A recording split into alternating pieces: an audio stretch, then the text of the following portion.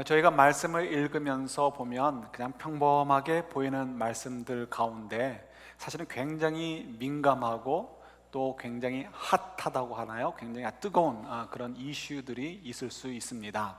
오늘 로마서 5장 저희들이 살피는 본문의 내용도 언뜻 보면 그냥 그런 것 같은데 사실은 굉장히 핫한 이슈들을 다루고 있습니다. 실질적인 것이기도 합니다.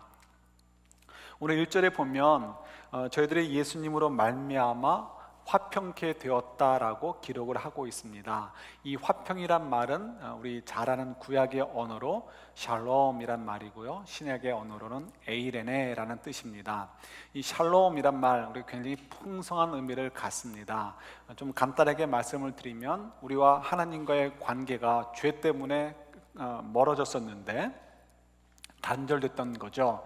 그런데 예수님의 죽으심과 부활을 통해서 다시 화목케 되었음, 그래서 하나님의 자녀로 우리가 살게 되었다, 하나님께서 우리에게 선한 아빠, 아버지 노릇해 주신다라는 내용이 샬롬의 의미입니다. 그래서 샬롬 하면 영어로 그냥 peace, 또 우리 한국말로 평화, 화평 이렇게 번역되면 우리가 이럴 때 좀 세속적인 내용으로 이해를 하면 혼란을 우리가 겪게 됩니다. 사실 5장의 내용도 마찬가지인데요, 세속적인 의미로 생각을 하면 샬롬, 평화, 피스, 화평 이런 내용은 뭐 전쟁도 없고 고민거리도 없고 근심거리도 없는 것을 얘기할 수 있습니다. 그러나 성경에서 얘기하는 샬롬은 그런 의미가 아니고 우리가 이 땅에 그리스도인으로 살기 때문에 겪는 고난이 있지만 그럼에도 불구하고 우리는 하나님의 온 천지의 주관자이신 하나님의 자녀로 살기 때문에 우리에게 넘치도록 주시는 하나님의 평강, 그 은혜를 우리에게 주셨다라는 것이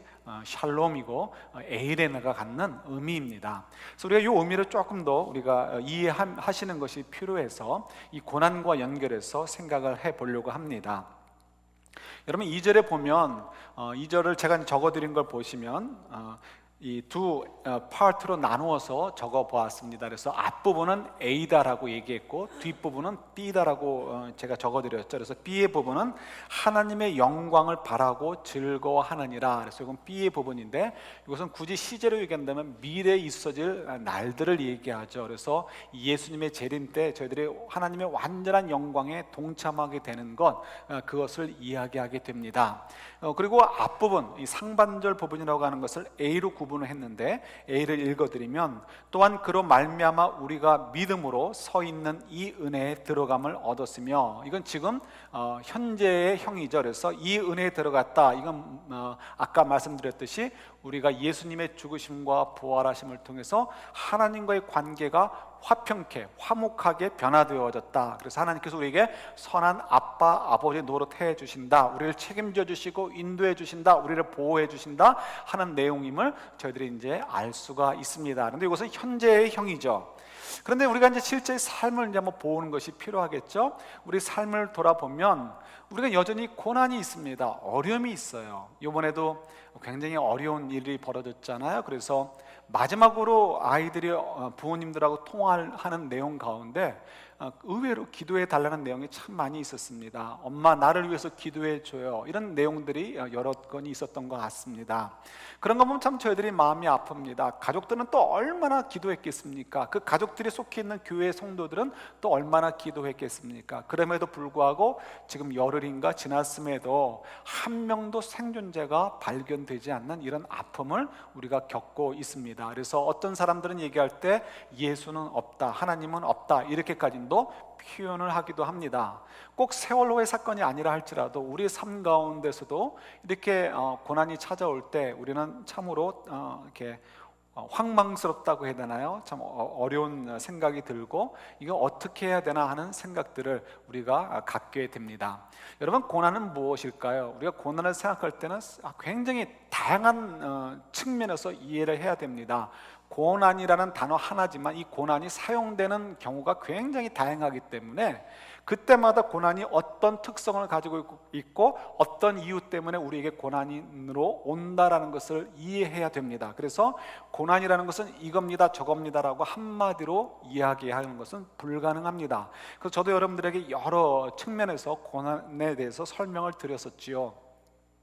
근데 오늘도 더 이것저것 얘기할 수는 없고 그냥 간단하게만 이렇게 분류를 한다면 이렇게 분류해 볼 수도 있습니다. 예를 들어서 우리 일반적인 고난이 있고 특별한 고난이 있다, 이렇게 나눌 수 있겠죠. 그럼 왜 그렇게 나눌 수 있을까? 이유는 이렇습니다. 일반적인 고난은 우리가 사는 이 땅에 사는 동안에 모든 사람들이 피할 수 없는 고난, 그것을 일반적인 고난이다라고 얘기할 수 있습니다. 예를 들어서 교통사고가 나는 것, 이거는 크리스찬이라고 해서 교통사고를 피할 수 있는 방법은 없습니다. 하나님께서 이 사람은 언제까지 살렸다가 내가 쓰다가 천국으로 불러야지, 그 순간까지는 보호하시지만 그렇다고 크리스찬들은 교통사고를 당하지 않는 것 아닙니다. 어저께도 어느 뉴스를 보니까 이런 내용이 있더라고요. 어떤 여자분이 교통사고로 돌아가셨어요. 이유가 뭐냐면 너무 기분이 좋고 행복한 거예요. 그래서 운전하면서 친구에게 나 너무너무 행복해라고 텍스트를 보내다가 그만 교통사고로 트럭에 다쳐가지고 죽었습니다. 뭐가 행복인가? 뭐 그걸 떠나서 어느 누구도 이 교통사고에서 자유로울 수 없습니다. 어느 누구도 질병에서 자유로울 수 없습니다. 크리스찬이라고 해서 이 평균 수명이 높지 않습니다. 오히려 평균 수명이 높은 사람들은 일본 분들이에요. 일본 분들은 크리스천들이 귀합니다. 그래서 우리가 이 믿음이 좋다고 해서 더 건강하고 더 오래 산다라는 거 성립이 되지 않습니다. 하나님은 거기에 관심이 없어요. 왜냐하면 우리 항상 우리의 관심, 또 하나님의 관심은 영원한 나라와 연결되어져 있기 때문에 우리가 그걸 잘 이해하셔야 되는 거죠. 그래서 이 일반적인 고난이라는 것은 죄 때문에 들어와 있기 때문에 어쩔 수가 없습니다. 예를 들어서 이 세월호의 사건 같은 경우도 얼마든지 피할 수 있었습니다. 사람들이 조금만 정직했어도, 사람들이 조금만 조심했어도 단 한 명도 죽지 않을 수 있었고요. 아니요, 그 사고 자체가 일어나지 않을 수 있었습니다. 그럼에도 불구하고 인간의 죄성, 그 욕심, 이런 뭐 말도 안 되는 것 때문에, 이 죄성 때문에 결국은 사고가 나게 되고, 또 사고 속에서 수많은 사람들이 희생될 수밖에 없었던 이유가 거기에 있죠. 그래서 이 일반의 고난이라는 것은 주님이 이 땅에 오셔서 죄의 문제를 완전히 정말 심판하셔서 없애버리시고 우리가 새하늘과 새 땅 속에서 살게 하시는 그 날, 재림의 날까지는 어느 누구도 피할 수 없는 고난입니다. 이건 우리가 이해할 수 있겠죠? 그다음 특별한 고난은 무엇일까? 특별한 고난은 플러스, 이거는 크리스천들만 갖는, 살아있는 저희들만 갖는 고난입니다. 그래서 우리는 고난이 하나 더 붙어요. 혹 뛰려고 그랬는데 혹이 하나 더 붙어버린 거예요. 근데 그 고난은 뭐냐면 우리가 예수님을 이렇게 믿어서 영생을 얻은 자들이 이젠 예수님의 제자로서의 삶을 살아요. 예수님의 제자로서의 삶을 살기 때문에 내 맘대로 살 수 없습니다. 내 맘대로 살 수 없기 때문에 오는 고난을 얘기합니다. 그래서 사단은 우리를 계속해서 우리를 핍박하죠. 사도 바울이 복음을 전하러 다닐 때마다 돌을 맞고 원수들이 생기고 핍박을 당합니다. 이유가 어디 있어요? 사단이 방해하기 때문에 그렇습니다. 우리가 예수님을 믿어서 정직하게 살려고 해요. 정직하게 살려고 할 때 이렇게 성령께서 도와주시기도 하지만 반대로 사단은 우리를 계속해서 공격을 합니다. 그래서 우리는 정직하게 살고 싶은데 이게 좀처럼 이게 쉬운 일이 아닙니다. 그래서 믿는 분들도, 성도분들도 때로는 정직한 것, 삶을 포기하려고 하는 이유가 거기 있는 거죠. 그래서 우리 잘 아는 말씀대로 한쪽 뺨 맞으면 다른 쪽 뺨 갖다 대라, 속옷을 달라 그러면 겉옷까지 벗어줘라, 이런 말씀대로 살려고 하는 건 이건 정말 어려운 환난이고 고난입니다. 부부간에서도 얼마든지 이럴 수 있고요, 뭐 비즈니스 하면서도 얼마든지 벌어질 수 있고요, 직장 터전의 속에서도 얼마든지 이런 일들이 벌어질 수 있습니다. 그래서 우리가 이 특별 고난이라는 것은 또 우리가 피할 수 없는 부분이기도 하지요. 그래서 많은 사람들이 이 고난들을 어떻게 풀어가려고 합니까? 이렇게도 풀어가고 저렇게도 풀어가는데 뭐 이런 것도 우리가 한번 얘기해 볼 수 있을 것 같아요. 이번에 그 뉴스를 보니까 이런 타이틀이 뜨더라고요. 참 마음이 아픈데, 자식 죽음이 왔다고, 죽음이 시체를 얘기하죠. 자식 죽음이 왔다고 감사해야 하는 부모의 심정. 야, 이거 너무 참 타이틀을 잘 쓴 것 같아요. 우리 부모의 마음, 정말 이건 뭐 찢어지고 뭐 갈기 뭐 흩어지고 하는 그 마음을 이 한마디로 너무 잘 표현해주고 있음을 볼 수 있습니다. 자식의 죽음이 돌아왔다고 감사해야 되는 엄마의 마음. 자칫 잘못하다간 이제는 살아 돌아오는 것은커녕 그 죽은 모습조차도 한 번이라도 더 보지 못할까 봐 그 모습이라도 보고 싶어서 그 죽음이 돌아오는 것을 가지고 감사해야 되는 그 마음들, 우리가 이해할 수 있을 것 같습니다. 어떻게 보면 이런 마음들이 고난에 대해서 우리가 이해하려고 하는 어떤 방법들, 고난에서 좀 벗어나려고 하는 그런 어떤 툴로 저희들이 사용하고 있지 않나, 이런 생각을 가져봅니다. 적어도 최악의 상황은 아니지 않느냐, 그것보다는 요거는 좀 나으니까 이것으로 우리가 감사하자라고 생각하는 경우들이 많이 있는 거죠. 그래서 우리 지금은 별로 이렇게 기도를 안 하시지만 옛날에 우리 성도님들 기도하실 때 보면 그래도 저희가 아프리카의 애들보다는, 북한의 뭐보다는 우리가 나으니까 감사합니다, 이거는 굉장히 그런 형식이 되는 거죠. 그러나 이렇게 생각한다고 해서 우리에게 진정한 위로가 될 수 있습니까? 아니요, 이거 가지고 진정한 위로가 되지 않습니다. 그래서 우리가 어떻게 하면 이 고난의 문제를 좀 더 잘 생각해야 될까, 다 얘기할 수 없고 오늘 이 본문이 얘기해 주는 부분에서만 우리가 한번 좀 생각해 보려고 합니다. 이 본문은 로마 교회에서 여러 가정교회들 가운데 특별히 유대인 성도들이 모여있는 가정교회 성도들을 향해서 주시는 말씀이죠. 그래서 우리가 거기에 좀 이렇게 포커스를 맞춰서 좀 생각해 보려고 합니다. 저희들이 고난을 받아요. 고난을 받으면 어떻게 우리가 반응을 합니까?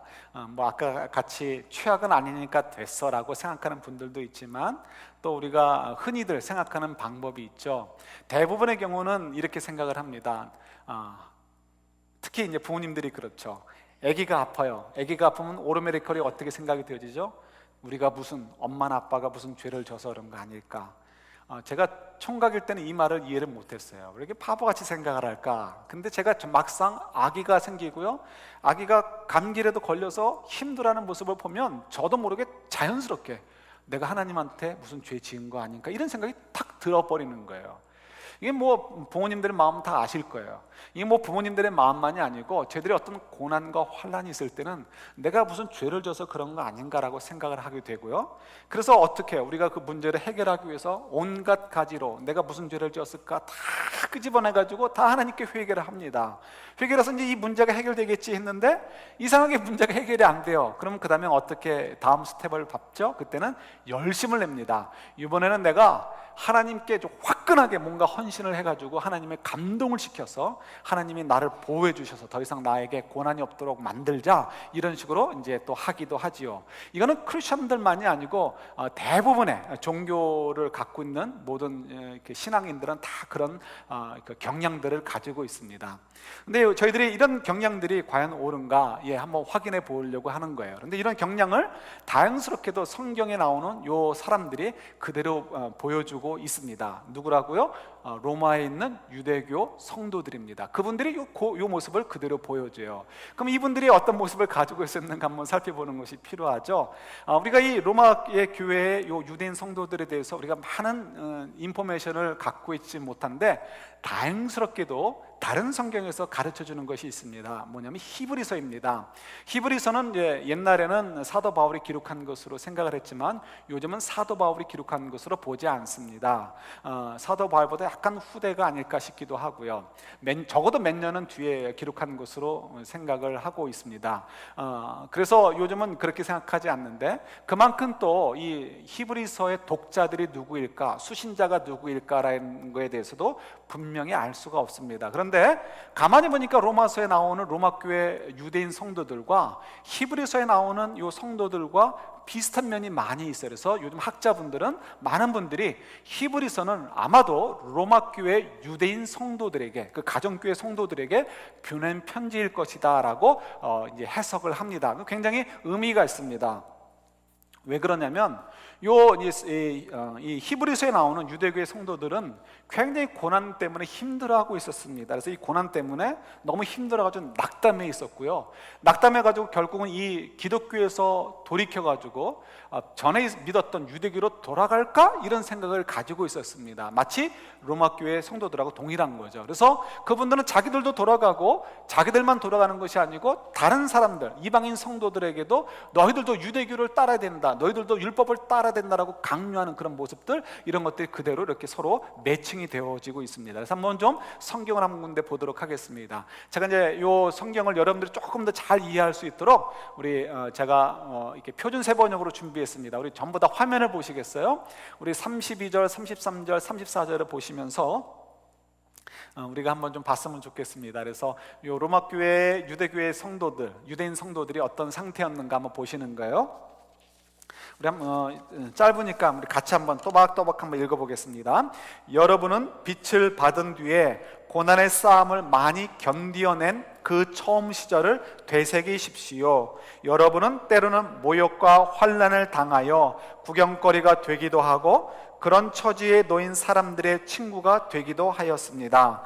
여러분은 감옥에 갇힌 사람들과 고통을 함께 나누었고 또한 자기의 소유를 빼앗기는 일이 있어도 그보다 더 좋고 더 영광한 재산이 있다는 것을 알고서 그런 일을 기쁘게 당하였습니다. 이것이 지금 히브리서를 받는 이제 그 독자들의 상황인 거죠.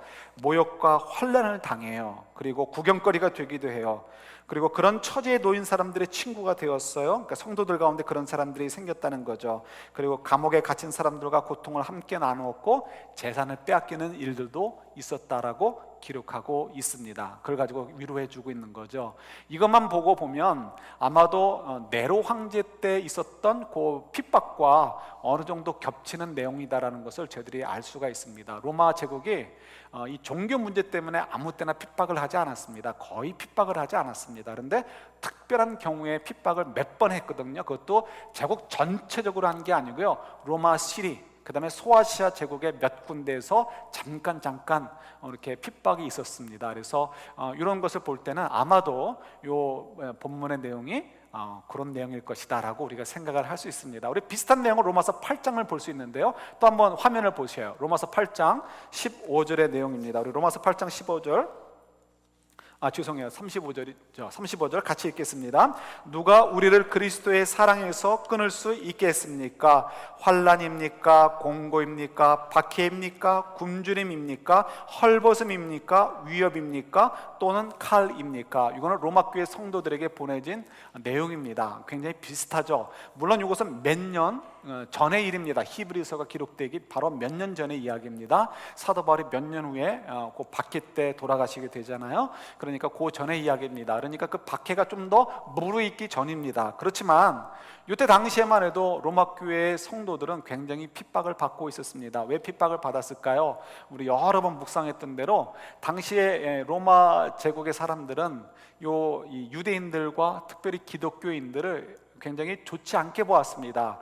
반문화주의자들, 자기들끼리 뭐 제우스 신전에 가서 그 신전 파리를 한다든가 이런 것들은 그들의 입장에서는 문화행위지 종교행위라고만 생각하지 않았습니다. 왜냐하면 로마 사람들에게 있어서 신이라는 것은 그렇게 중요한 존재가 아니었습니다. 그리고 한 신만 믿는다는 거가 그런 개념 자체가 없는 거예요. 얘도 신, 쟤도 신, 너도 신, 나도 신, 이런 상황 속에 있기 때문에 모든 신들은 다 그냥 우리가 좀 이렇게 존중해 줄 정도이지 우리 운명을 우지할 존재도 아니고 우리가 그걸 가지고 뭐 싫어하고 할 것도 아니다 이렇게 생각을 한 거죠. 그런데 예수님 밖에는, 하나님 밖에는 다른 신은 다 가짜다라고 믿고 따르려고 하는 유대교 성도들이나 또 이 기독교 성도들에 대해서는, 유대교 성도들 그러면 안 되겠군요. 이제는 유대인들이나 또 크리스찬 성도들에 대해서는 그 사람들이 볼 때는 반문화주의적인 사람들로 생각을 하죠.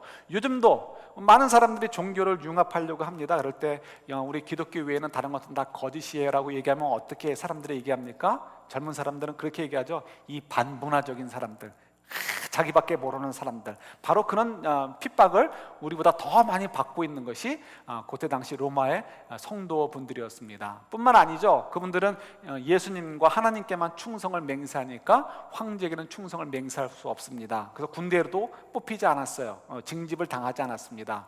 그건 뭐 특혜이지만 어쨌든 간에 사람들이 볼 때는 반제국주의자들, 언제든지 이 제국에 대해서 배반을 할 수 있는 사람들로밖에는 이해가 되지 않습니다. 그것만이 아니죠.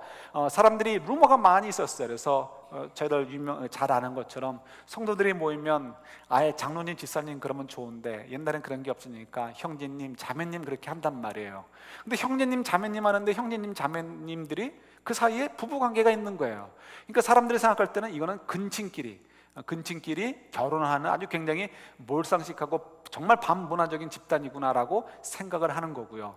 또 이 성찬식에 대해서 이해가 전혀 없잖아요. 그러니까 이것은 내 살이요 내 피다 라고 얘기하니까 마치 어떻게 됐냐면 어린아이를 납치에다가 베이비를 납치에다가 그 아이들의 살을 뜯어서 먹고 그 피를 마시는 아주 굉장한 이상한 사악한 이교 집단이다라고 생각을 했습니다. 그래서 이런저런 그 오해를 받아가지고 사람들이 이제 친구들을 잃어가게 되고 비즈니스상 불이익을 당하게 되고 하면서 자꾸 점점 핍박이 조여오게 되는 거죠.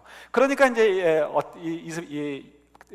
성도분들이 어떻게 반응을 하겠습니까? 특별히 유대교 성도들, 유대인 성도들, 유대인이었다가 성도로 변한 크리스찬이 된 성도들의 마음이 굉장히 흔들리는 거죠. 그래서 아까 우리가 살펴보았듯이 사람들은 고난이면 어떻게 생각을 한다고? 첫째는 내가 무슨 죄를 졌나 생각해 보는 거예요. 그래서 회개를 해야 되겠다 생각하죠. 두 번째는 뭘 생각하죠? 내가 회개했는데도 고난이 와요. 그 다음에는 내가 화끈하게 하나님께 헌신해가지고 하나님을 감동시켜야지, 그래서 하나님 나를 보호하도록 만들어야지, 이렇게 생각을 한다고 했잖아요. 그런데 이 기독교는 유대교에 비해서 이렇게 제사라든가 회개라든가 하는 것들이 굉장히 간편하죠. 하나님께 정성으로 내 마음만 진실되이 회개하면 용서해 준다라고 말씀하신단 말이에요. 유대교처럼 동물을 잡거나 피를 뿌리지 않아요. 그리고 우리가 또 하나님께 대해서 이게 헌신을 하는 것은 유대인들이 요구하는 것들과 좀 달라요. 유대인들은 막 불편한 것이 많이 있습니다. 대표적인 것이 음식 규례예요. 이런 불편함을 통해서 내가 하나님을 향하여 얼마나 열심을 가지고 있는가를 보여주고 싶고, 그것을 쇼업하고 싶고, 그걸 통해서 하나님을 감동시켜주고 싶어 한단 말이에요. 그런데 지금 유대인 크리스천들의 입장에서는 우리가 왜 이렇게 고난을 받을까? 만왕의 왕이신 예수님을 믿는데 왜 이런 고난을 받을까? 이건 something wrong. 그래가지고 우리가 회개하는 것도 바꿔봐야 되고 하나님께 헌신하는 것도 바꿔봐야 돼. 어떻게 바꾸면 될까요? 그들이 가지고 있는 경험이 있어요. 유대교로 회개하자. 유대교로 다시 돌아가면 이런 문제들이 해결될 것 같아. 더 강렬하게 우리가 회개할 수 있고 더 강렬하게 우리가 불편을 감수하면서 하나님께 헌신할 수 있으니까 그렇게 하자 하는 식으로 돌아가는 모습들이 이들에게 있었다는 거예요. 그래서 우리 성경을 한 군데 좀 대표적인 것을 한번 찾아보도록 하겠습니다. 우리 히브리서, 이번엔 제가 찾아봅니다. 히브리서 10장.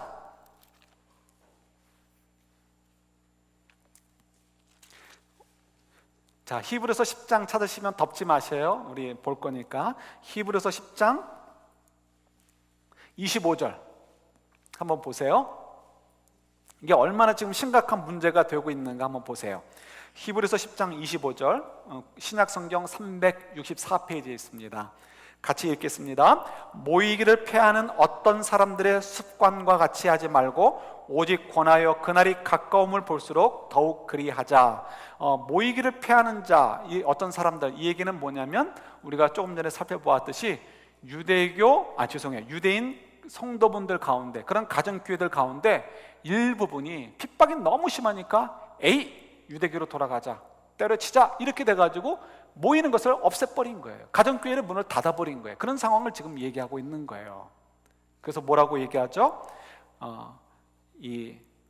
그날이 가까울수록, 고난이 심해질수록 소망의 날이 더 가까워지는 거죠. 그날이 가까울수록 우리가 더욱 권해서 우리 믿음을 지키자라고 얘기하고 있음을 보게 되는 거죠. 그러니까 이만큼 아주 굉장히 힘든 상황이었다는 것을 저희들이 알 수가 있습니다.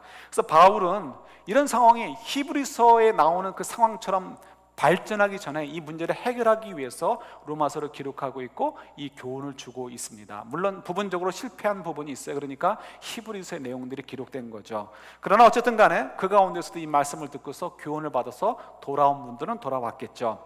그래서 이 바울이 얘기해 주는 것은 절대로 우리에게 다가오는 고난은 실망으로 끝나지 않으니까 걱정하지 말고 담대하라고 얘기하고 있습니다. 오히려 그 고난을 즐거워하래요.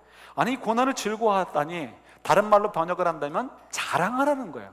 어떻게 고난을 즐거워합니까? 그래서 이것을 오해하면, 이럴 때 문자적으로 오해하면 곤란해요. 우리가 고난을 받아서 굉장히 슬픈 가운데 있어도 믿는 자들은 슬퍼하면 안 된다라고 이해할 수 있어요. 그러나 그것은 오해입니다.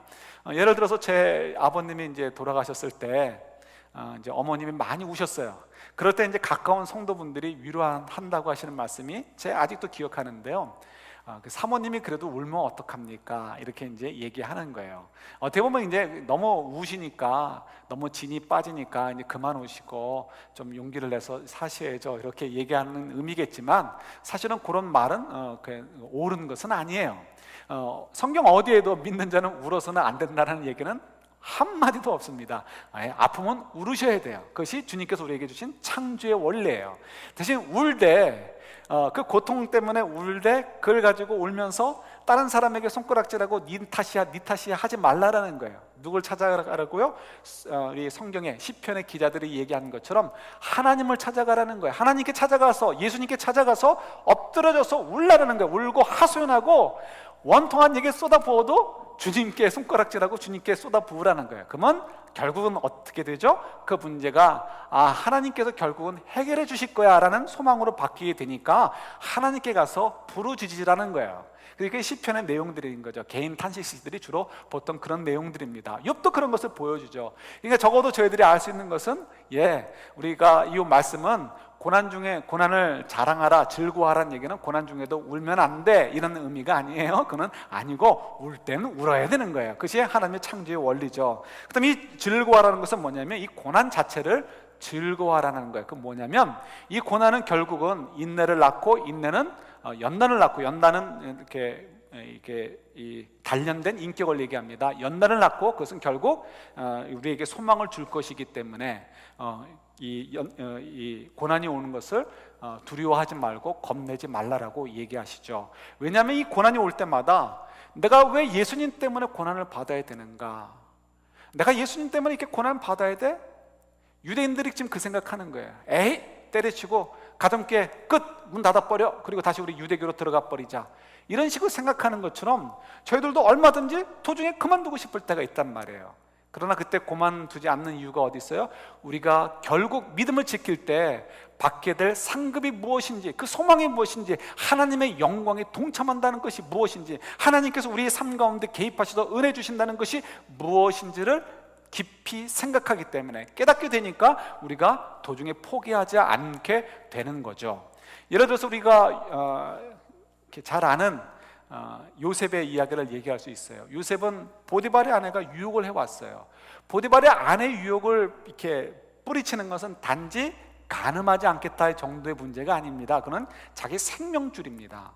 자기 생명줄이에요. 자기의 인생이 보장받을 수 있는 길이에요. 더 안전할 수 있는 길이에요. 그럼에도 불구하고 그가 그 길을 가지 않아요. 왜 그랬을까요? 이유는 지금 자기가 경험한 바가 있어요. 하나님의 은혜 주신 바가 있어요. 도와주시는 바를 느껴봤어요. 하나님께서 나를 도와주실 거야, 은혜 주실 거야, 확신이 오니까 그 더러움에 참여하지 않게 되는 거죠. 뿐만 아니라 하나님께 주신 그 비전이 성취될 것, 그 꿈이 성취될 것을 보니까 도중에 중단할 이유가 하나도 없는 거예요. 비교할 수 없는 영광이 나를 향해서 기다리고 있고, 그 영광의 순간이 다가오고 있다는 것을 기억하는데 어떻게 중간에 넘어갈 수 있겠습니까? 그러니까 요셉이 넘어가지 않을 수 있는 거예요. 그러니까 고난이라는 것은 요셉에게 불리함을 주는 것이 아니고 더욱 하나님께서 주신 그 비전을 향해서, 소망을 향해서 든든히 쓸 수 있도록 해주는 것이니까 고난을 즐거워할 수 있고 자랑할 수 있는 거라고 말씀하고 있는 거죠. 이 고난에는 정말 절대적으로 우리가 이기기 위해서 필요한 것이 있습니다. 바로 믿음인데, 그 믿음에게 꼭 필요한 것, 우리 히브리서 덮지 말라고 말씀드렸죠. 우리 10장 35절 36절 보겠습니다. 10장 35절 36절 한번 같이 읽겠습니다. 그러므로 너희 담대함을 버리지 말라. 이것이 큰 상을 얻게 하느니라. 너희에게 인내가 필요하면 너희가 하나님의 뜻을 행한 후에 약속하신 것을 받기 위함이라. 그러므로 너희 담대함을 버리지 말라라는 거예요. 위축되지 말라는 거죠. 이것은 우리 조금 전에 다른 버전으로 읽었던 32, 33, 34절 등에서 얘기한 고난과 환난을 얘기합니다. 이것이 결국은 큰 상을 얻게 할 것이기 때문이라는 거죠. 그래서 36절에 꼭 필요한 건 인내가 필요하다는 거예요. 우리가 이 인내를 가지고 도중에 포기하지 않고 끝까지 하나님의 뜻을 따라 행하게 되면 하나님이 약속해 주신 그 축복들을 누리게 될 것이다 라고 말씀해 주고 있습니다. 그래서 히브리서 10장 39절을 제가 읽을게 보세요. 우리는 뒤로 물러가 멸망할 자가 아니요. 왜요? 우리는 성령께서 도와주시기 때문에. 우리 로마서 5장 5절에도 나오죠. 오직 영혼을 구원함에 이르는 믿음을 가진 자니라 라고 우리에게 더 한 번 더 강력하게 사도 바울이 아니고 히브리서 저자가 권면을 하고 있습니다. 그래서 그 다음에 11장 여러분 잘 아시죠? 뭐 아브라함도 나오고 이런 믿음의 조상들이 나옵니다. 이 믿음의 조상들의 이야기는 느닷없이 나오는 것이 아니고 바로 이 히브리서 10장 39절의 내용을 서포트해 주기 위해서, 지지해 주기 위해서 예화로 들어놓은 거예요. 그래서 믿음의 조상들을 봐라. 그들도 결국 이 믿음을 지키니까, 물러나지 않으니까 멸망하지 않았고 하나님의 구원에 이르는 그 믿음으로 승리하지 않았니? 하는 것을 이제 서포트해 주는 것이 히브리서 11장의 내용인 거죠. 그러니까 저희들 잘 아시는 대로 우리는 인내만 가지고 살면 결국 소망이 우리 가운데 이루어지게 될 거야 라고 고백할 수 있습니다. 여러분은 저희들이 고난을 어떻게 대하고 계십니까? 우리가 혹시 이렇게 고난을 처리하고 있는지는 모르겠습니다. 고난이 다가올 때 우리 이렇게 생각해 봅니다. 내가 고난을 당할 때마다 하나님께 여러 번 도움을 청했는데 물론 도와주실 때도 있었지만 다 들어주지 않으시더라 이거죠. 그러니까 내가 스스로 하나님께 대해서 더 이상 실망하지 않게 하나님과 거리를 좀 둬야 되겠다라고 생각하는 분들이 의외로 많이 있을 것입니다. 그래서 스스로 자제력을 발휘하는 거예요. 어떤 자제력이요? 내가 하나님 말씀대로 온전히 살아야지 하지 않고 온전히 살지는 말아야지, 이렇게 스스로 자제력을 발휘합니다. 굉장히 지혜로운 것 같죠? 우리가 지금 그렇게 살고 있어요. 왜요? 하나님 말씀대로 살려고 하면 너무 많은 고난과 환난들이 있기 때문에 그렇습니다. 우리 마음조차도 정말 너무너무 힘든 거죠. 그래서 우리 스스로 우리가 알아서 스스로 자제하는데 이것은 우리가 사실은 죽는 길입니다. 그러나 우리가 사실은 알죠. 이 길이 얼마나 어려운가. 우리 요즘 모였다 하면 세월호 얘기죠. 어제 저녁에 우리 교회에서 모임이 있어서 장로님들하고 지사님하고 식사를 같이 하게 되었는데요. 여전히 밥상 위에 올라오는 이야기는 세월호 이야기입니다. 이런저런 얘기하다가 이번 기회를 통해서 한국이 좀 변했으면 좋겠다라고 하는데 결론은 잘 안 바뀔 것 같다라는 거였습니다. 왜냐하면 한쪽에서만 부패하고 한쪽에서만 문제가 있는 것이 아니고 이 온통 나라 전체가 커넥션이 돼가지고 서로 맞물려 있기 때문에 어느 한쪽에서만 정직하게 하려고 하고 바르게 해가지고는 될 게 아니기 때문에 그렇죠. 예를 들어 보겠습니다. 어저께 그런 얘기가 있었는데 원래 그 배에 600톤을 실어야 된다고 합니다. 600톤을 실어야 되는데 또 서류상으로는 600톤이 실렸다고 되어 있대요. 그런데 실제로는 1000몇백 톤이 실렸다라고 얘기를 하시더라고요. 어저께 듣고도 잊어먹었어요. 1000몇백 톤이 실렸어요. 그만큼 불법을 행한 것이고 그 운임이 누구의 손으로, 누구의 주머니에 들어가는지도 저희들은 알지 못하죠. 그런데 만약에 저와 여러분들이 그것을 검사하는 자리에 우리가 서 있다고 생각해 보십시오. 멋있는 모자를 쓰고 페이퍼워크를 합니다. 600톤 스탑, 더 이상 올린 거 다 내리십시오. 그렇지 않으면 출항을 허가할 수 없습니다. 이렇게 우리가 이렇게 양심을 가지고 법을 따라서 얘기한다고 해 보십시오. 그러면 어떻게 되겠습니까? 그분들이 짐을 내리고 법을 잘 지키겠습니다라고 하겠습니까? 아니죠. 당장 전화를 어딘가 하겠죠. 그럼 우리도 전화를 받겠죠. 더 높은 데서 전화가 올 것입니다. 네가 뭔데 그 출항을 못하게, 너 빨리 배 안 빼? 못합니다. 저는 신앙 양심상 절대로 그럴 수 없습니다. 그래? 그럼 너 잡 그만둬. 이건 100% 이렇게 되는 거죠. 잡을 그만 잘릴 수밖에 없습니다. 그날 밤에 잘리든지 아니면 며칠 후에 잘리든지 결국 잘리게 되는 거죠. 그러면 그 다음에는 여러분 한국이 상황을 아시죠? 정규직에서 한번 밀려나면 다시 정규직에 들어가기가 힘들다고 합니다. 평생을 비정규직으로 살아야 되는데 비정규직으로 사는 것은 아무리 죽으라고 일해봐야 100 몇십만 원, 끼케야 200만 원 내외의 돈을 버는 인생으로 전락하게 됩니다. 그러면 그 다음에는 자녀들이 있으면 자녀들을 제대로 서포트해 줄 수 없고 가정을 제대로 운영할 수 없는 그런 사회 시스템으로 되어버렸다고 합니다. 그러니까 만약에 여러분들이 그 자리에 서 있다라고 한다면 신앙 양심을 따라 나는 법을 꼭 지켜야 됩니다. 배의 안전을 위해서 절대로 나는 그럴 수 없습니다라고 여러분 배 출항하지 못하도록 막을 자신이 있으십니까? 제 생각에는 저도 솔직한 얘기로 자신이 없습니다. 그래서 어떻게 보면 우리가 욕하기 쉬워요. 우리 이민을 와서 그나마 사회적 시스템이 조금 더 그나마 정직한 미국 땅에 살고 있기 때문에 이놈 죽일 놈 하지만 사실은 우리도 자신이 없습니다. 그래서 우리도 사실은 조심할 수밖에 없죠. 왜 꼭 그런 문제만이겠습니까? 우리가 얼마든지 그런 내용들이 많이 있죠. 우리가 서 있는 곳에서 정말 정직하게 해야 될 것들이 너무나 많이 있습니다. 그럼에도 불구하고 우리 성도다운 삶, 말씀대로 사는 것을 포기할 때가 얼마나 많이 있습니까? 우리 신앙의 양심을 속일 때가 많이 있고요, 우리가 거짓말 쏙닥쏙닥 거릴 때 얼마나 많이 있습니까? 우리가 얼마나 다른 사람을 억누르고 내가 높아지려고 하고 있습니까? 우리가 얼마나 많은 부분에 있어서 우리 자녀들에게 정말 정직하게 살 것을 가르치지 않고, 아니면 좀 더 속된 말로 약삽하게 살도록, 약삽빠르게 살도록 가르치고 있지는 않습니까? 우리가 너무나 많은 부분에서 우리가 이런 실수들을 하고 있는 거죠. 그래서 우리가 이럴 때 유대인들을 향해서도 왜 그렇게 했을까? 세월호 사건에 연루된 분들을 향해서도 왜 그렇게 살았을까만 할 것이 아니고 우리가 다시 한번 우리 자신을 돌아봐야 되는 거죠. 성경을 읽고 이제 마무리합니다. 로마서 8장 찾아보세요. 로마서 8장입니다. 로마서 8장 37절 39절입니다. 37에 38, 39절입니다. 같이 있습니다. 로마서 8장 37, 38, 39절. 여러분 사도 바울의 심정으로 이 말씀을 받으시면 좋을 것 같아요. 같이 있습니다. 그러나 이 모든 일에 우리를 사랑하시는 이로 말미암아 우리가 넉넉히 이기느니라. 내가 확신하노니 사망이나 생명이나 천사들이나 권세자들이나 현재 일이나 장래 일이나 능력이나 높음이나 깊음이나 다른 어떤 피조물이라도 우리를 우리 주 그리스도 예수 안에 있는 하나님의 사랑에서 끊을 수 없느니라. 아멘. 하나님이 도와주십니다. 오늘 본문 가운데 5절에도 말씀드렸듯이 성령께서 우리를 이기도록 도와주십니다. 우리가 이기는 것은 대신 세상적으로 이해하시면 안 돼요. 우리는 미랄이라고 표현되죠. 세상적인 관점에서 미랄이 성공하는 것은 껍데기도 썩지 않고 반들반들하게 그대로 보존하는 것입니다.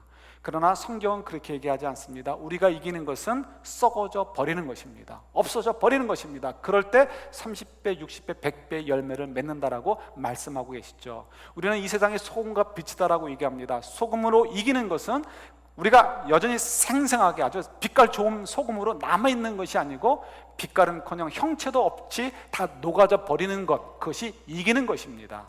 우리가 등불입니다. 다 없어져야 됩니다. 다 없어지지 않고 여전히 깨끗하게 반들반들 빛나기만 한다면 그것은 우리가 이기는 것이 아니고 지는 것이죠. 그래서 우리가 이긴다는 것은 우리가 하나님 말씀대로 온전히 살아서 썩어져가는 것이고 녹아져가는 것이고 타 들어가는 것입니다. 이것이 우리가 이기는 것이고요. 그런 삶을 살 때 어떻게 하나님께서 우리를 도우셔서 은혜가 가득한 삶, 그리고 하늘의 상급을, 하나님의 영광에 동참하는 삶을 살게 하신다라고 말씀하시죠. 마지막으로 로마서 8장 18절 말씀 같이 읽습니다.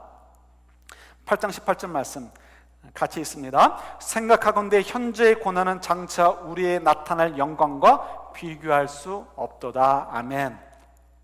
요셉이 이래서 유혹을 이길 수 있었습니다. 저와 여러분들도 이 말씀을 잘 관심을 가지고 묵상할 수 있으면 좋겠어요. 우리에게 많은 유혹이 찾아옵니다. 우리에게 많은 고난이 찾아옵니다. 특별히 그리스도인이기 때문에 오는 것들이 더 많이 있습니다. 직장터에서, 비즈니스터에서, 가정에서, 개인적으로나. 그럴 때마다 우리는 뭘 생각해야 되죠? 우리가 장차 받게 될 하나님의 영광, 이 세상의 어떠한 것보다도 비교할 수 없는 그 영광을 기억하시면서 인내하시고, 인내함을 통해서 결국 그 소망이 이루어지는 것들을 우리가 볼 수 있는 그런 복된 삶이 될 수 있기를 우리 주님의 이름으로 축원합니다. 아멘. 같이 기도하겠습니다.